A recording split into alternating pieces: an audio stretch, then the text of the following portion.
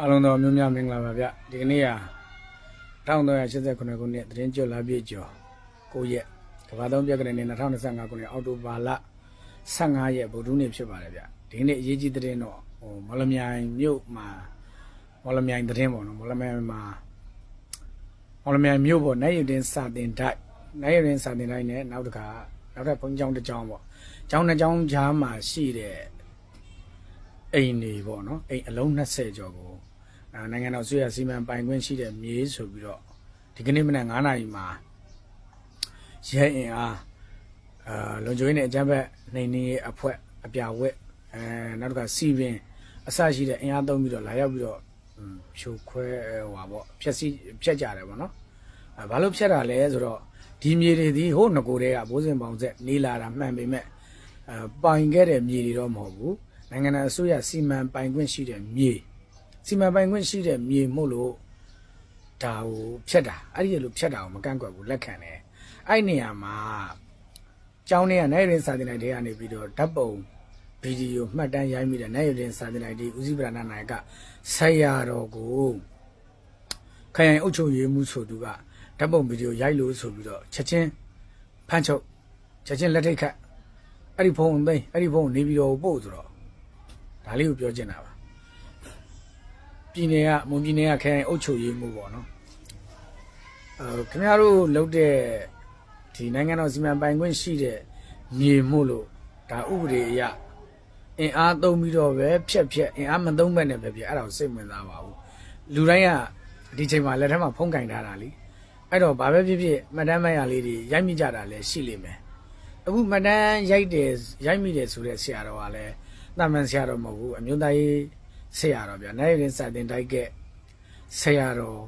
်ကိုရဲ့နောက်ကျောင်းနောက်ခံသမိုင်းကိုလည်းခင်ဗျားတို့စုံစမ်းကြည့်အောင်ဗျာဆွတ်ယူပြီးတော့မလုပ်ကြနဲ့နော်အဲ့တော့နိုင်ရင်စာတင်တိုက်ကဆရာတော်ကနေပြီးတော့မှတ်တမ်းရိုက်မိတဲ့အတွက်ဒါကိုအရှင်ဘုရားမှတ်တမ်းရိုက်ခွင့်မရှိပါဘူးဗျာတပည့်တော်တို့နိုင်ငံတော်စီမံပိုင်ခွင့်ရှိတဲ့မျိုးဥပဒေအရလုံထုံးလုံနည်းတွေနဲ့အညီလှုပ်ဆောင်နေတာပါလို့ရိုးသေးသေးလျှောက်ထားရင်ရပါတယ်ဗျာခင်ဗျားတို့ကအခုချက်ချင်းပဲဒီဆရာတော်ကိုဖမ်းချုပ်ပလိုက်လက်ထိတ်ခတ်ပလိုက်ဖုန်းကိုနေပြီးတော့ပို့ပလိုက်ဆိုတော့ဒီဆရာတော်ကဘာတွေလုပ်နေနိုင်ငံတော်တည်ငြိမ်အေဂျင့်ရေးရအေဂျင့်သားရေးတရားဥပဒေစုမှုယူဘာတွေများဒီဆရာတော်ကနောက်ရှက်နေလို့လေခင်ဗျားတို့ဆွတ်မလုံးနဲ့ဗျာလက်ရှိအစိုးရသွားနေတဲ့မို့ပါရဟန်းတန်ဃာတွေနဲ့ထိတ်တိုက်တွေ့တဲ့အလုပ်ကိုမလုပ်ဘူးရှောင်တယ်အမျိုးဘာသာသာသနာဆိုပြီးတော့ဥတည်ထားတယ်တမတော်ဒီအမျိုးသားကြီးကိုသစ္စာမဖောက်ဆိုပြီးတော့တန်လေးတန်ရှိတယ်ခေါင်းထဲမှာလည်းအဲ့လိုမျိုးတွေရှိတယ်အဲ့အတွက်ရဟန်းတန်ဃာတွေနဲ့ထိတ်တိုက်တွေ့မဲ့အလုပ်မျိုးမှာအများကြီးရှောင်ကြတယ်ဒါမှမဟုတ်အောက်ခြေကလူတွေမရှောင်လို့အထက်ကလူကြီးတွေထိတယ်တပည့်မကောင်းဆရာကောင်းတာသမီမကောင်းမိဘကောင်းအခုမွန်ပြည်နယ်ခရိုင်အုပ်ချုပ်ရေးမှုနာမည်ကတော့မသိသေးဘူးစုံစမ်းနေတယ်ပေါ့နော်အဲ့ဒီခမားလှုပ်တာနဲ့တင်အထက်နိုင်ငံတော်လူကြီးတွေပါသွားပြီးတော့ခလုတ်တိုက်တယ်နိုင်ငံတော်လူကြီးတွေသွားပြီးတော့ခေါင်းကျိန်းတယ်ခင်ဗျားတို့လှုပ်လိုက်တဲ့ကိစ္စဥပဒေနဲ့အညီနိုင်ငံတော်စီမံပိုင်ခွင့်ရှိတဲ့မြေမှုလို့လှုပ်တာကိုကျွန်တော်ကလက်ခံတယ်နော်အဲ့ဒီပုံမှာခင်ဗျားတို့ရဲ့အပြုအမူအပြောအဆိုရိုင်းဆိုင်တာလေးတွေခင်ဗျားတို့ကိုယ်တိုင်ရည်ကြည်လိမ့်မှာတင်တယ်မတက်ခဲ့ဘူးလားရဟန်းတန်ဃာနဲ့တွေ့ရင်ဘယ်လိုဆက်ဆံရမလဲဘယ်လိုပြောဆိုရမလဲလူကြီးသူမနဲ့တွေ့ရင်ဘယ်လိုဆက်ဆံရမလဲဘယ်လိုပြောဆိုရမလဲဆိုတဲ့ပုံစံတွေခင်ဗျားတို့မသိဘူးလားဟမ်ခင်ဗျားတို့လုံနေတဲ့အလုံးနဲ့ခင်ဗျားတို့ဝတ်ထားတဲ့ယူနီဖောင်းအပေါ်မှာခင်ဗျားတို့အများကြီးသစ္စာရှိဖို့လိုတယ်ဝတ်ထားတာကယူနီဖောင်းလုံနေတဲ့အလုပ်ကနိုင်ငံတော်ပေါ်သစ္စာစောင့်သိရမယ်အလုပ်ဒါပေမဲ့အကြမ်းဖက်စိတ်တဲ့ PDF စိတ်တဲ့မွေးပြီးတော့ဒီမဲမြင်ရပတ်ကရဟန်းတန်ဃာမြင်ပတ်ကအဲ့လိုမျိုးလုပ်လို့တော့ခင်ဗျားတို့မရဘူးနော်ကျတို့လည်းဒီရဟန်းတန်ဃာတစ်ပါးကိုဥပဒေမဲ့အခုလိုမျိုးအာဏာသုံးပြီးတော့အနိုင်ကျင့်လာမယ်ဆိုတော့ကျတို့လည်းစောင့်ကြည့်နေတယ်အခုဆရာတော်ကိုခင်ဗျားတို့အကြောင်းထဲမှာထိမ့်သိမ့်ထားတယ်ဆရာတော်ကို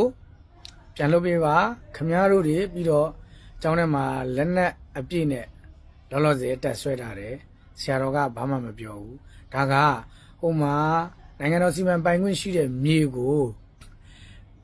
အဲ့ဘောကအိမ်တွေကိုဖယ်ရှားနေတာဖြစ်တဲ့အတွက်လုံခြုံရေးအရာတက်ဆွဲထားတယ်လို့ကျတို့နားလဲတယ်အဲ့ဒီပုံမှာခင်ဗျားတို့ကအဲ့ဒါကိုအခွင့်ကောင်းယူပြီးတော့ဆရာတော်ကိုဖမ်းချုပ်တယ်တို့ချင်းလက်ထိတ်ခတ်တို့နေပြီးတော့ဒီဖုန်းကိုပို့တို့ဒီဖုန်းပို့အောင်ပို့စရာနေပြီးတော့ဒီတက်စစ်စရာမလိုပါဘူးဗျအဲ့ဖုန်းလေးဖွင့်စောစောကရိုက်ထားပါတယ်ဆိုတော့ဓာတ်ပုံလေးဗီဒီယိုလေးတွေ့ရင်ဖျက်လိုက်ပေါ့မရိုက်ထားဘူးမတွေ့ဘူးဆိုရင်လည်းမဖျက်နဲ့ပေါ့ဒီလိုမျိုးတော့ဒီပြီးတော့လုံးလို့မရပါဘူးဗျာ